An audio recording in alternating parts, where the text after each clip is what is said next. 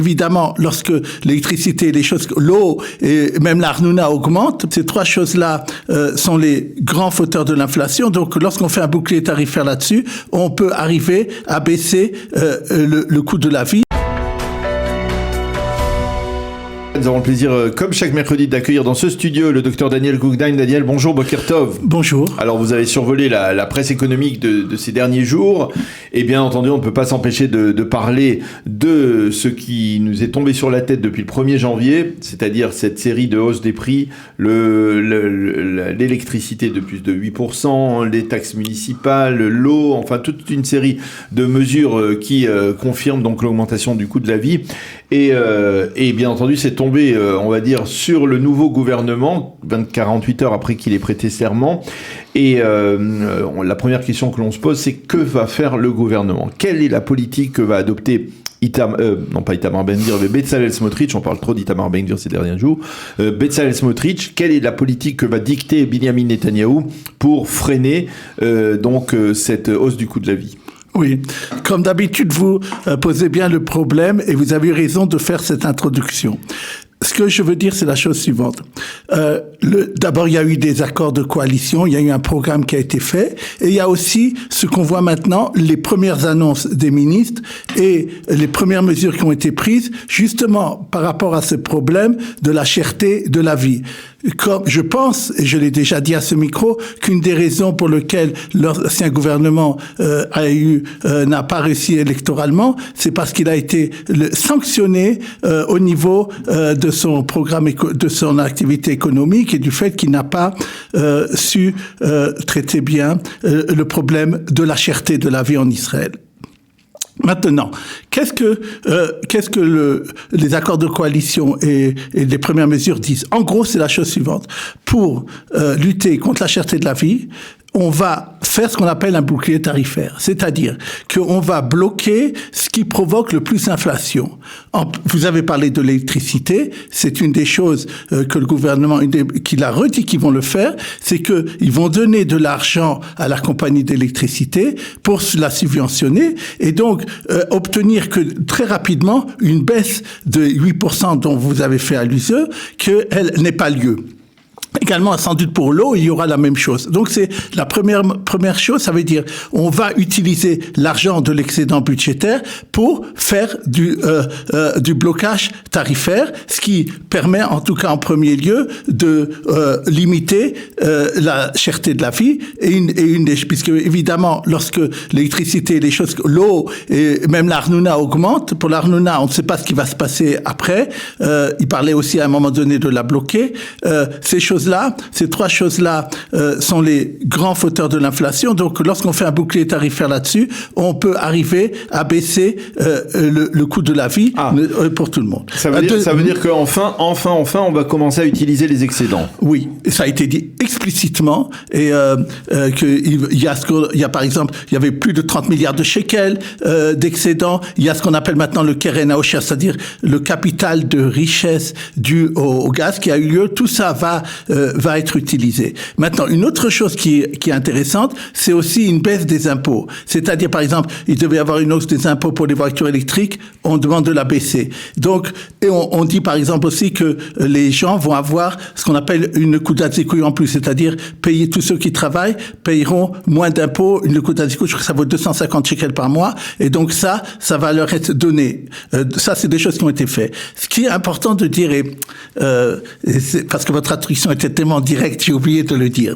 En fait, ce qui se passe, c'est que ils font le contraire de l'ancien gouvernement. Et lorsque je parle des premières mesures qui ont été faites, il y a eu une réunion qui a eu lieu entre Smotrich et Netanyahou, mais sans ni la Banque d'Israël, mais sans aussi les chefs du ministère des Finances. Oui. Aucun n'avait été invité et ils ont compris très bien. Et d'ailleurs hier, le Mankal Haotsar, c'est-à-dire le PDG, le chef du ministère des Finances, le directeur général, oui, a donné sa démission à Smotrich. D'ailleurs, on se pensait bien qu'il le changerait. Et en fait, ce qui est intéressant, c'est que dans les semaines qui viennent, aussi à cause du calendrier, tout, à part le ministère des Finances lui-même, dont on a parlé, dans les fonctionnaires du Trésor, les chefs qui sont un peu indépendants, comme les impôts, celui qui au-dessus de ce qu'on appelle l'autorité des marchés financiers, Shukaon, le Reshut ניירות Areth sur la bourse et les valeurs, tout ça vont être changés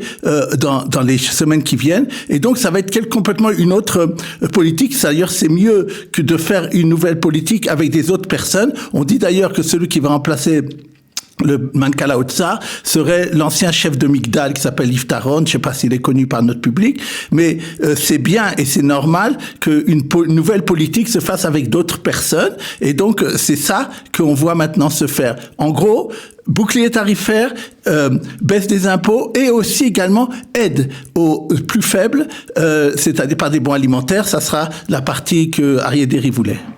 Alors ça c'est très très important. Quand est-ce que on peut estimer plus ou moins quand on pourra ressentir, on va dire peut-être cet apaisement ou cette baisse de l'inflation? D'abord, au mois de janvier, certaines mesures dont je parlais ici vont être immédiatement prises parce qu'ils n'ont pas besoin d'un nouveau budget. Certaines mesures vont être prises dans le cadre du budget, des mesures plus longues. Vous savez que s'il n'y a pas un budget, je crois, vous allez me dire si j'ai tort ou pas, qui est voté avant fin mai, le gouvernement tombe. Parce que c'est une des choses pour lesquelles un gouvernement est fait. On peut prolonger même. On peut prolonger, oui. On a déjà plusieurs fois prolongé. Non, mais le gouvernement, il y a une loi en Israël qui dit qu'il faut qu'un gouvernement fasse un budget 3 mois après, 5 mois, je crois. Ça s'est pas produit aussi pendant la période de la crise économique et on a aménagé la loi pour permettre justement que ça se fasse pas. Je sais plus. Enfin, en tout cas, avant, c'est sûr qu'à la milieu 2023, il y aura un budget ou bien on ira aux élections. Il n'y a pas de raison qu'il n'y en ait pas. Oui, ça c'est. Il n'y a pas de raison qu'il n'y en ait pas. Alors, justement, l'autre mesure de ces premiers jours de l'année 2023, eh bien, c'est l'augmentation des taux d'intérêt directeurs par le gouverneur de la Banque d'Israël. Là aussi, c'est pas véritablement une surprise, mais c'est aussi un moyen de lutter contre l'inflation, n'est-ce pas? Alors, c'est pas une surprise. Tous les économistes l'avaient dit. 0,5%. 0,5%. Il fait comme ce qu'avait fait la Fed, c'est-à-dire la Banque américaine. On est maintenant, je le rappelle, à 3,75 pour le taux directeur, mais pour la base qu'on appelle le prime, ce qui intéresse les gens, c'est-à-dire le taux qui est fait par les banques, parce qu'ils se prennent, je sais pas pourquoi encore 1,5, on est à 5,25. Et en février, il y a une nouvelle réunion de la Banque d'Israël. On dit 900 shekels de plus pour les couples qui ont pris une mashkanta, un prêt hypothécaire de 1 million de shekels. 900 shekels de plus depuis le mois d'avril dernier. Moi, j'ai vu des chiffres bien plus importants. J'ai vu 1500, 2000 shekels. Et je vais vous dire aussi une chose qui se passe. Parce que vous me parlez de mashkanta. Il y a des gens, vous savez, quand ils vont une mashkanta, il faut des fonds propres. Pour avoir ces fonds propres, ils vont pas à la banque qui fait les prêts hypothécaires, ils vont chez des entreprises de crédit qui leur donnent de l'argent, souvent à des taux bien plus importants et durs que les taux bancaires. Et ça, en plus, lorsque quelqu'un doit maintenant rendre pour son appartement, il doit pas seulement voir au niveau de la mashkanta, mais aussi tous les autres prêts qu'il avait pris pour ça. Et ça, encore plus, ça fait encore, en vérité, c'est du doublement, je pense, par rapport à avril, que les gens qui ont acheté un appartement payent par rapport à ce que ils payaient à l'époque. C'est énorme. Et ce que je voulais dire aussi, c'est pas seulement la mashkanta et les prêts hypothécaires, c'est aussi les prêts à la consommation. Vous savez, moi, je vois devant mon téléphone, vous avez des fois des pubs, vous avez une carte, si vous avez une carte extra-bancaire qu'on appelle CAL ou n'importe quoi, super, n'importe quoi, alors on vous dit, formidable, vous pouvez en 80 tachloumim, en 80 paiements, prendre un emprunt. Alors, je suis rentré pour voir qu'est-ce qu'on propose maintenant. Ils disent, au minimum, c'est Primes plus 1%, donc c'est tout de suite au minimum, 6,5, 7 maintenant, et marqué maximum, avant même l'entrée de ces 2000%, on disait 17%. Ça veut dire, et ça veut dire, à mon avis, ça peut aller pour les mauvais clients, ce qu'ils considèrent comme mauvais clients, jusqu'à 20%. C'est énorme. Et c'est un grand problème. Et d'ailleurs, beaucoup ont critiqué, c'était pas une surprise au niveau des économistes. Je pense que la directeur de la Banque d'Israël, aurait dû attendre. C'est-à-dire, je pense aussi une des choses qui va peut-être y avoir, on en parle, ce qu'on appelle un package deal. C'est-à-dire que, vous savez, les salariés n'ont pas été augmentés, surtout dans le secteur public depuis beaucoup d'années. Il y a 13 milliards de shekels qui sont en discussion.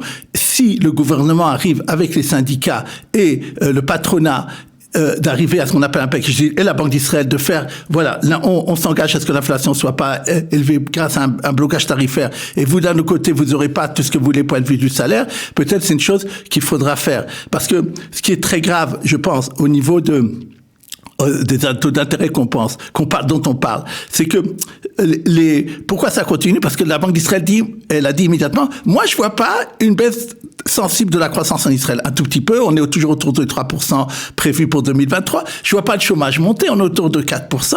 Donc je vois pas pourquoi je continuerai pas. Et je vois d'ailleurs que le shekel, et je suis pas content, baisse sur les marchés financiers. Et en vérité, c'est dû au fait que les institutionnels investissent en Amérique et ça va très mal sur les marchés financiers en dollars. Et ce qu'il dit aussi, et je le répète, c'est que la Banque d'Israël dit, moi, je vais pas m'arrêter là. Et non seulement la prochaine fois, c'est sûr, j'augmente de 1/4%, mais en plus, il a dit, il y a des fortes chances, si je vois pas que l'inflation se baisse comme je veux, et qu'il y a pas et que je vois pas qu'il y a des problèmes au niveau de la récession, je continuerai de plus belle. Et il faut savoir que à mon avis, c'est un grand problème pour les entreprises et pour les ménages. Alors on va parler de la banque Hapoalim, qui c'est un peu étonnant, et qui a des rentrées, on va le dire, assez conséquentes, même, si on prend l'année 2022, ils ont gagné pas mal de milliards de shekels. Eh bien, ça ne les empêche pas, à la banque de Hapoalim, de demander aux impôts de contribuer à payer l'amende d'une ardoise de 1 milliard de shekels dont il a écopé, dont la banque a écopé pour avoir aidé ses clients à frauder le fisc américain. Oui, je me suis même trompé quand je vous écris, c'est $1 milliard, d'ailleurs. $1 milliard. C'est là une des plus grandes amendes. Qu'est-ce qui s'est passé? La banque Hapoalim, comme beaucoup de banques en Israël, ont aidé leurs clients en Amérique à frauder le fisc pendant des années. Ça doit faire sûrement très étonner nos olim qui souvent vont dans les banques, on leur dit mais vous faites seulement du blanchiment d'argent, donnez-moi, faites pas de blanche comme on dit, montrez-moi que votre tout argent est cachère. Lui, les banques, ça n'a pas empêché eux et leurs dirigeants pendant des années donc d'aider à faire du blanchiment d'argent aux États-Unis. Et ils ont été pris et ils ont dû payer une amende. D'ailleurs, ce qui est encore plus étonnant, c'est qu'il y a eu récemment un accord avec le parquet et la justice, je ne sais pas si vous avez entendu parler, que tous les directeurs et tous les, ce qu'on appelle nos services rapria, les PDG, tout ça, de la banque Hapoalim et d'autres banques qui ont fait ça, n'auront rien à payer. Ça veut dire, même pas les bonus qu'ils ont reçus. Ils ont été tout blanchis, pas de problème, eux, ils n'auront rien comme problème. Maintenant, lui, il a dit, puisqu'on a une perte de même $1 milliard, ils ont envoyé une lettre au directeur des impôts en disant, on voudrait que les impôts nous déduisent de notre chiffre d'affaires. Vous avez parlé de gros bénéfices, avec raison, et nous voudrions que les impôts participent à ces frais-là en déduisant ça de nos impôts qu'on doit payer. Et ça fait des protestations dans le public, notamment de ce qu'on appelle Lobby 99, qui ont dit déjà la banque Hapoalim a fait payer cette amende en augmentant les frais sur les clients. Si maintenant elle demande aussi au public de payer, c'est un problématique. Ouais. Ils se sont contre ça dit. Je voudrais juste dire deux choses puisqu'on parle de la banque Hapoalim. D'abord, quand même une bonne chose pour elle. Elle a maintenant donné, c'est la meilleure dans tout le marché, il a été dit dans les journaux, pour les dépôts bancaires. Vous savez qu'ils augmentent beaucoup les taux d'intérêt dans les dépôts bancaires. Ils donnent maintenant 4,5% quelqu'un par an. Quelqu'un qui est prêt à laisser 1 an et demi va recevoir 4,5% par an. C'est énorme et c'est bien de le souligner, c'est une bonne chose. Mais puisque je parle d'un banque Hapoalim, d'ailleurs ça peut arriver à d'autres banques, je voudrais dire que j'ai eu un Olé qui m'a dit, c'est en vérification, mais d'après ce que j'ai vu, de toute façon c'est problématique. Vous savez, les banques maintenant disent aller dans les machines et ne pas aller chez les hommes. Vous savez, tout ce qu'on est digital et tout ça.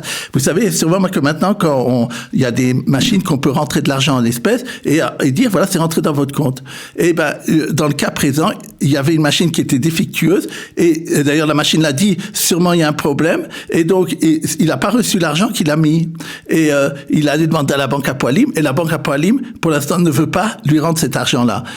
C'est un problème. Je dis à tout le monde, ce que je veux dire, c'est que ça, ou dans les autres, que les gens doivent faire très attention lorsqu'ils utilisent ces machines-là, de vérifier que c'est bien ce qu'ils ont mis, que ça soit des chèques ou de l'espèce. Alors, on va parler maintenant du Bitor Leumi. Et ce Bitor Leumi s'est vu très vertement sermonné par un juge qui lui a reproché de n'avoir pas payé depuis 2 ans les montants de licenciement d'un employé qui avait été licencié dans le high-tech. Oui. Je veux dire, d'abord, la chose suivante, c'est important que les gens le sachent. Il y a une nouvelle loi depuis 2019. Lorsqu'une entreprise fait faillite, à l'époque, c'était le syndic qui devait payer aux salariés qui avaient été licenciés et s'il y avait des dettes de la société par rapport à lui, et ça posait des problèmes. La loi de 2019 dit, maintenant, c'est plus le syndic qui fait ça, c'est le Bitoire Leumi qui doit payer à la personne qui a été lancée, à la personne sur laquelle l'entreprise a des dettes, doit lui donner l'argent. Et donc, il y a eu un employé qui travaillait dans une entreprise de high-tech qui a été licencié il y a 2 ans parce que l'entreprise a fait faillite. Elle s'est tournée donc, comme la loi le dit, avec un avocat vers le Bitoire Leumi pour recevoir la somme de 117 000 shekels qui lui était due. Et le Bitoire Leumi, pendant 2 ans, sans arrêt, lui disait non, reviens, sans lui donner ça. Ouais. Plusieurs fois, il a été justice. Plusieurs fois, la justice a dit, il faut lui donner. Et une des dernières choses qu'avait dit que le Bitoire Leumi, j'ai pas besoin de lui payer parce qu'il n'a pas été employé. Enfin, il n'a pas été employé parce que l'entreprise a fait faillite. Enfin, c'était quelque chose de n'importe quoi, comme on dit. Et maintenant, il s'est vraiment énervé la dernière fois. Le juge, il a dit au Bitoire Leumi, vous devez payer immédiatement cet argent des 117 000 shekels que déjà vous le devez, mais en plus de ça, alors, quelle a été la réponse du Bitoire Leumi au juge et dans la presse? Ça n'a pas été de dire qu'il n'avait pas le droit, ou etc. C'était de dire voilà ce qui se passe. C'est vrai que la loi nous a donné maintenant un nouveau rôle, mais on n'avait pas assez de budget pour mettre des gens pour pouvoir traiter ce problème-là. Maintenant, nous venons recevoir des nouveaux canim, c'est-à-dire de nouvelles personnes qui peuvent travailler dans le service juridique ou au Bitoire Leumi qui pourront donner aux gens cet argent-là. Mais c'est un problème que pour les gens qui sont dans cette situation. Eh bien, on va terminer ainsi avec le Bitoire Leumi, cette chronique et cette revue de la presse économique que vous nous présentez chaque semaine. Docteur Daniel Guggenheim, merci beaucoup.